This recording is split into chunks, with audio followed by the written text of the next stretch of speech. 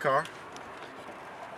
Reporting live from the passenger seat, because you know, driver's seat is kind of scary over there.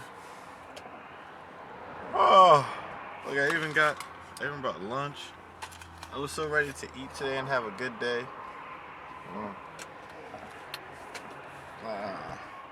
Worst part is I don't see any oil, so like, well, better worst part, it can be reused, yeah, but like, scary worst part because, okay, it can be reused, but then what?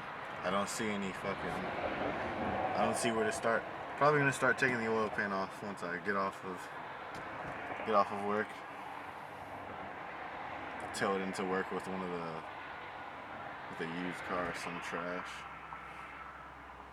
That's annoying. I wonder if the car will still be here when I come back. In the middle of the hood and shit.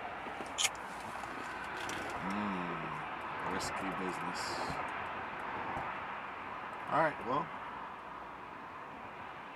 I'll get back to you at a later date.